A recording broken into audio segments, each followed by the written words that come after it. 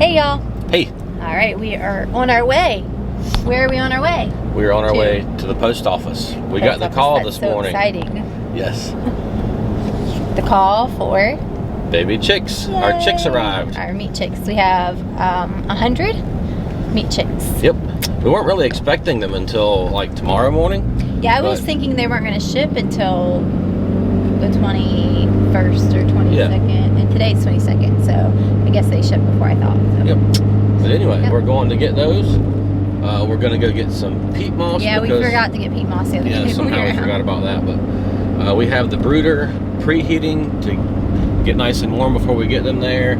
So we're going to go grab the chicks, go grab a bag of peat moss, and a peat thermometer. moss for bedding. If you missed that in the other video, the people we ordered the chicks from suggested using peat moss instead of shavings because you can compost it. Well, I mean, you can compost sawdust too, but the peat moss you can go straight on the garden, or it makes...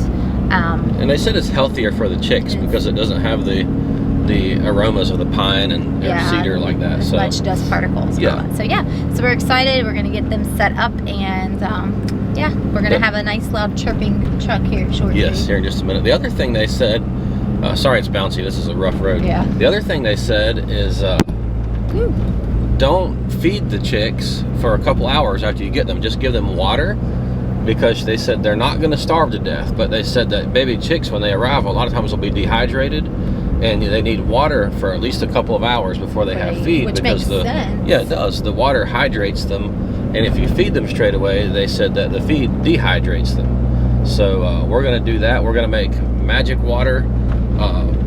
Got the recipe. It's the same mix that Justin Rhodes uses. And so we're going to try that this time. We're doing everything possible to try to keep these chicks going healthy. Yesterday we made a feed run. We had been needing to go get feed, and we just hadn't been able to do it yet. And yesterday I said, you know, we better, just in case the chicks come sooner than we think, because we didn't have a tracking on them or anything. Right. I said we better get some feed. So Derek called the feed mill yesterday and ordered, and we drove there and got it.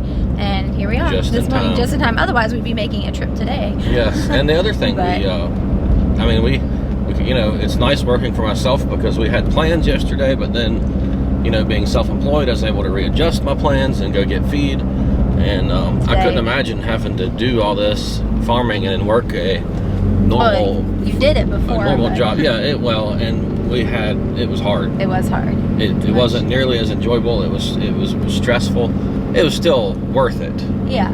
But I would be the one running out in the morning with all the kids to go get. Exactly. We're just blessed to be able to be self-employed. I mean, we've been through a lot the past couple of years. I know you all know that, but God is blessing us. It's if not with so much financially, but we're making it, and but definitely time. We have time to spend together as a family, which is way more important than anything else we could have right now. And we're going to be making money on our farm this year. So we've made a little bit here and there, but this year, you know, we're going to be selling the meat birds. We already have pre-orders for them, and so we'll be making that money. And then we're getting pigs, so we'll be selling pigs, and then we'll have beef hopefully in the fall. Yep, hopefully the way they're growing, I would say we'll at least have some in the fall. Yeah. And this is the first year we've really pushed and put a lot of effort into making money on our farm. I mean, a lot of years we've,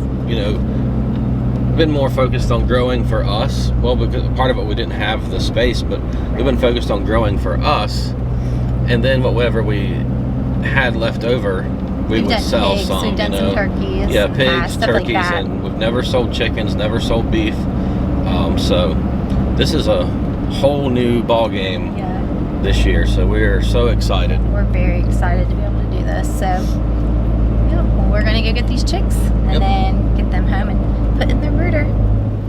All right, we made it to the post office, and he has gone in to get the chicks, and I'm waiting to capture the moment when he comes back. And there he is, and there they are. Here they are, 100 little chickies. I hear them. Uh-oh. What? I see 3 dead ones right there. I look over there, I see 4, 5. Oh, it's not good. We'll have to get them home and get a count. Yeah, count them all. All right, y'all, we've got our chick brooders set up out here in one of these barns. And actually, I think this is the old milk parlor. There's still some junk piled up in here, but you know, it is what it is. But this is a nice spot for it. And we're gonna add our peat moss to it and then bring our little chickies out here. The girls are finishing up the magic water that we talked about inside the house there. And we're gonna get these little chickies and see how many casualties they are, because there look to be quite a few. It is what it is. We'll see. All right, so like we talked about, the people that we got the chicks from recommended using peat moss.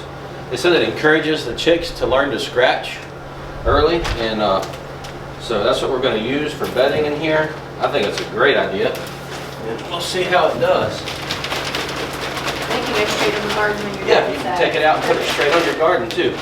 And this is OMRI certified organic. Yep. So. I'm going to try a half a bag and see how far that goes. Okay. Because it is a little more expensive than the wood chips.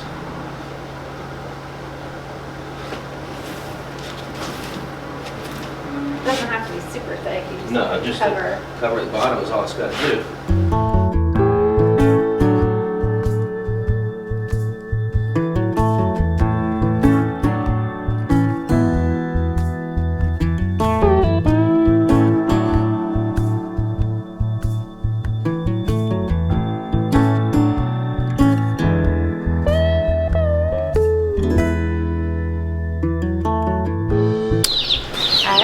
All right.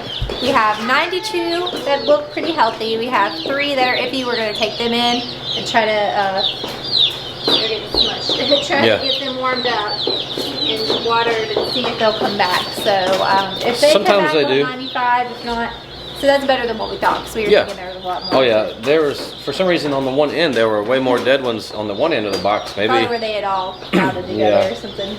But so, anyway, that's that. We're excited and. Here we go. We have chicks. All right, it is a couple days later, and we ended up losing 41 chickens. We called the hatchery and talked to them. They were really great. They had actually had a couple other people call, and what happened was, what they believe happened, because that's not normal for them at all, was they said this has happened before a couple of times, but what the post office ships the chickens and they forget that they have a dry ice shipment on the same vehicle or airplane as the chicks, and of course dry ice emits gases that are toxic and that poisons the chickens. So that's it was the fault of the post office for doing that. They're not supposed to ship live animals with dry ice. This is according to them, according to the hatchery. So. It sounds plausible because, well, we won't. The hatchery has great reviews. They have great reviews. They have a really good guarantee. They're going to ship us chickens next week. They said that as quick as they could get them to us, because with meat birds, you know, you're raising them, and a week makes a big difference in their life. So they're going to get them shipped to us. And then we bought these guys yesterday. We've got 12 turkey poults. Broad-breasted whites. Yep. So we're really, they're really cute. We soak their feed in whey water, or whey, not whey water, in whey. Whey, and then they're chowing down on that. Free feeding them. There's another sickly looking little bird right there. He's not looking good, but it's the last one that's looked sickly. They've been the rest of them are really great running around.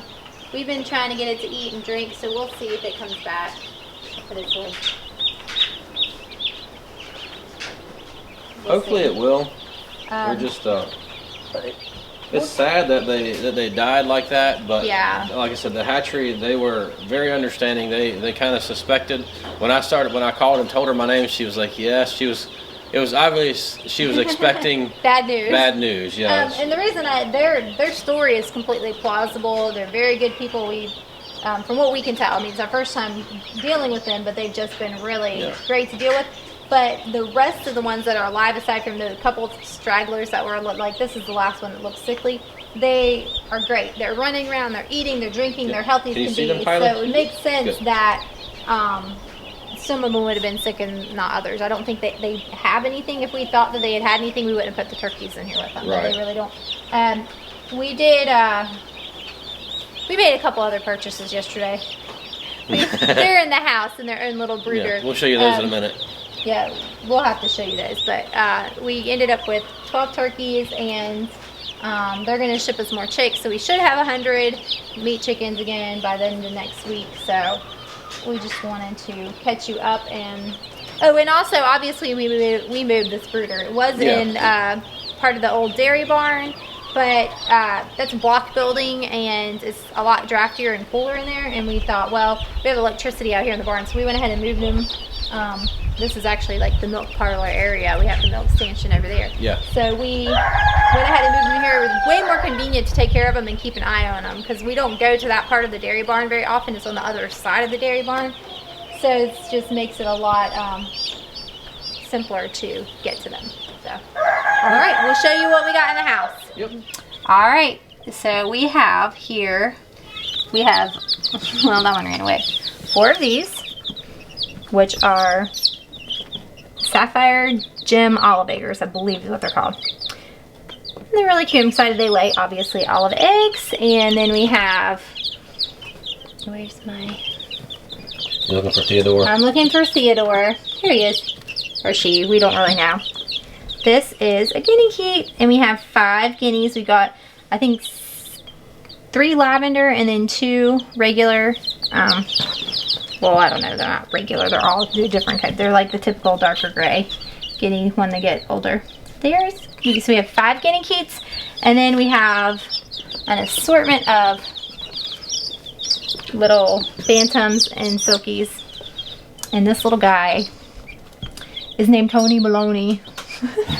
We actually don't know if they're males or females, obviously, yet, but we're giving them silly names because we can. So we have a couple little bitty tiny bantams, this little itty bitty thing. Super cute, super spry. We have them in the house right now because they're a little more delicate.